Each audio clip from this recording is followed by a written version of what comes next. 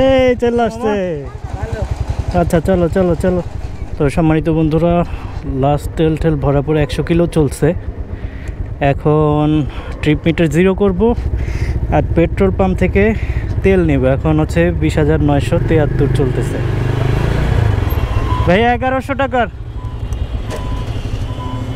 1100? হ্যাঁ।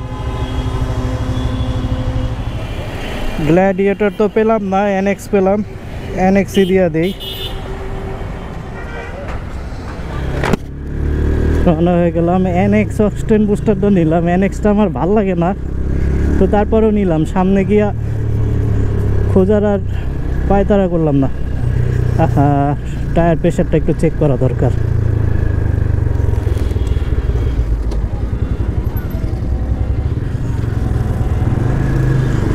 বাইকে করলাম, সামনে ছিল 15 আর পিছনে ছিল 20। হাওয়া অনেক কমে গেছিল রে, যদিও হাওয়া অনেক দিন দেই নাই।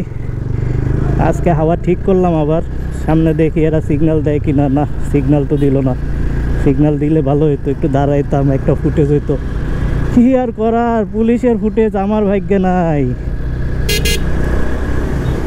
ভাইরাও মনে হয় লং জার্নি দিবে, কিন্তু ব্যাগটা কাঁধে ব্যাগ নেওয়া কিন্তু খুব। আরে 3 জন, আরে বাবা।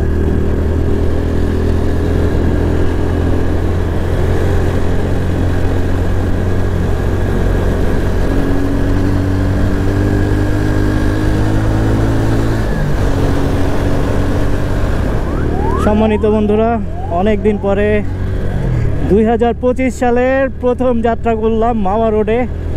এটা আমার 2025 সালের প্রথম লং ট্যুর হবে। আশা করি সুন্দরভাবে পৌঁছাবো। বন্ধুরা, আপনারাও আমার সাথে আছেন, আমার যারা শুভাকাঙ্ক্ষী আছেন, আপনারা তো দেখেনি আমার ভিডিও। আল্লাহর নাম নিয়ে চলে যাচ্ছি সোজা।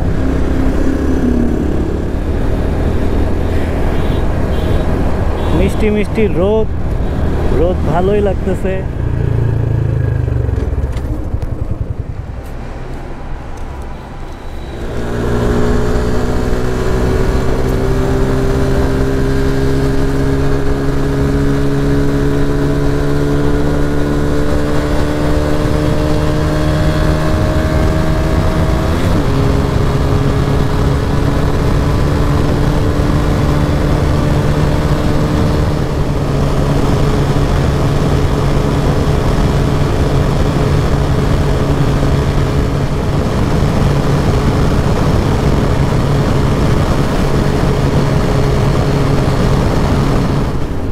সম্মানিত বন্ধুরা, চলে আসলাম পদ্মা সেতুতে।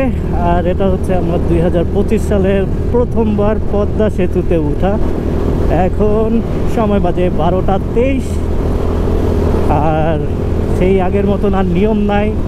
সেই আগের যে নিয়মটা ছিল বা এরকম কিছু, মানুষরা কিন্তু দাঁড়ায় থাইকা মনে করেন গল্প টল্প করে। এখনও ওইসবই চলতেছে।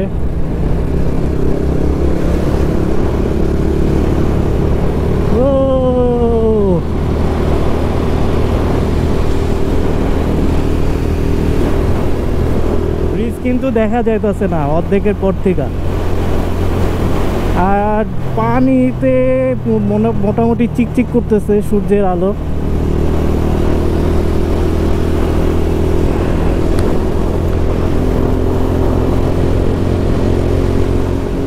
বিয়াল্লিশ কিলোমিটার হলো।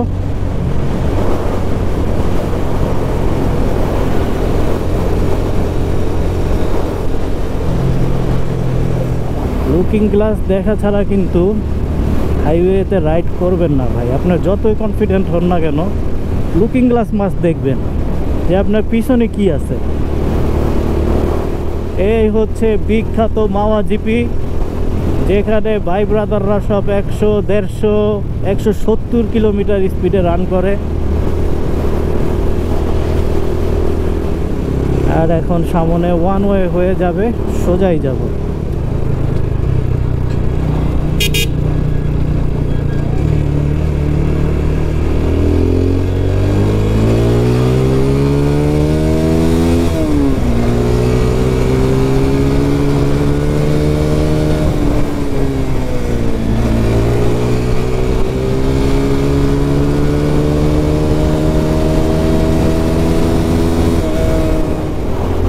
মামুনের ভাইরা ভরপুর মাল নিছে, ভরপুর।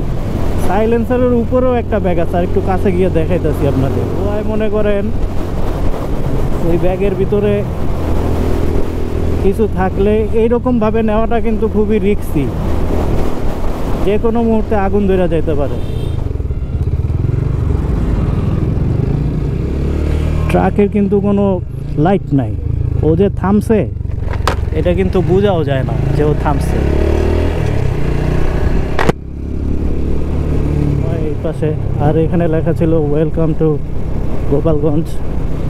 এগুলো সব ভাঙ্গা চূড়া দিছে, দেন ভাঙ্গা চূড়া কোনো বিষয় না, ভাঙ্গা চূড়া দেওয়াই যায়। তারপরে করুক তারটার অবস্থান থেকে করুক।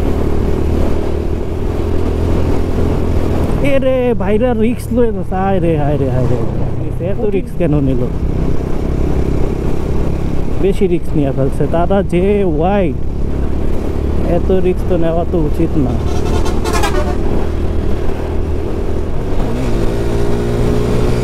শিফটিং বুঝতে হবে রাস্তার, গিয়ার শিফটিং না বুঝা তো আর ওভারটেক করতে পারবে না।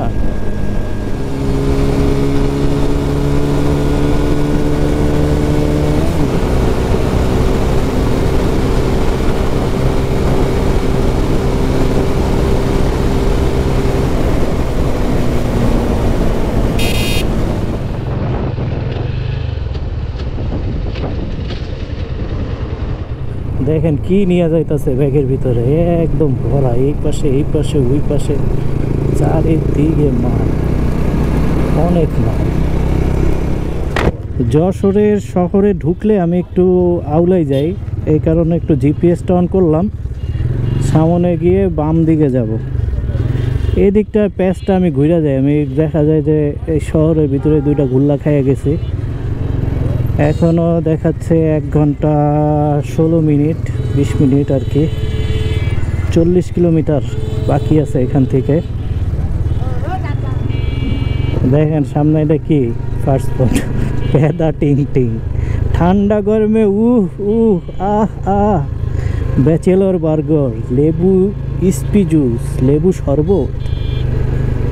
আচ্ছা আচ্ছা আচ্ছা, খাওয়া দাওয়া করলাম, খাওয়ার বিল মাত্র 90 টাকা হইলো। মুরগি আর সাদা ভাত। ব্যাগের কন্ডিশন ভালোই আছে, একটু ধুলা ধুলা হয়েছে আর কি। এই যে অবস্থা, মোটামুটি ঠিকঠাকই আছে সব কিছু। আল্লাহর নাম নিয়ে আবার যাত্রা শুরু করি। আজকে আপনাদের সাথে দেখাবো আরেক সুন্দর সাথে রেস। এই তো সেই রেস হচ্ছে, মুরব্বী আঙ্কেল সেই গিজা খিস্তাছে। হ্যাঁ মোটামুটি কত আর এক্স, ওরে বাবা সেই টানা টানতেছে, সাউন্ডটা শুনতে পেতেছেন?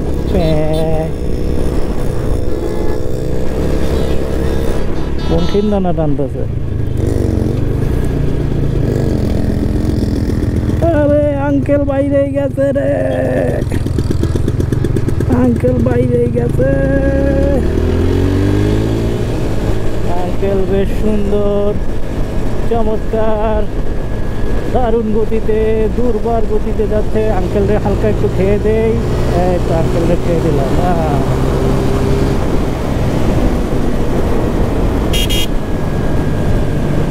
তো সম্মানিত বন্ধুরা দেখেন, সরিষা খেতে নেমে আসছি আমি, রাস্তার পাড়ে দেখলাম সরিষার খেয়ে, তার চলে আসলাম। এই যে দেখেন কি সুন্দর, এখন সময় বাজে 4টা, একটু ছবি তুলি, দারুণ লাগতেছে। দেখেন কই নামছি, খেতে নামে আসছি।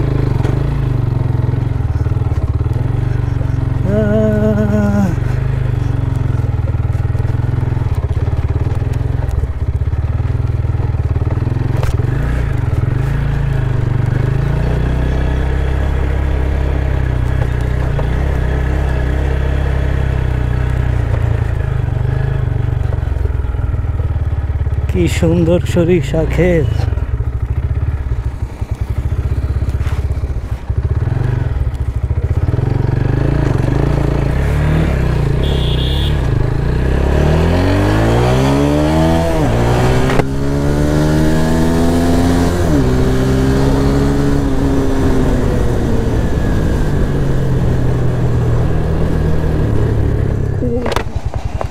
চলে আসছে জেরি। কি অবস্থা? কি অবস্থা মামা? আচ্ছা চলো চলো চলো, চল চল জেরি।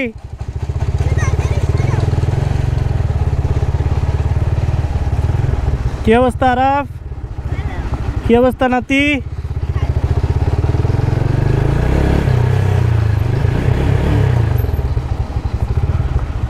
তোমরা কি কাঠের বল দিয়ে খেলতেছো? কাঠের বল। টোটাল 215 কিলোমিটার চালাইলাম, বাসায় পৌঁছে গেছি।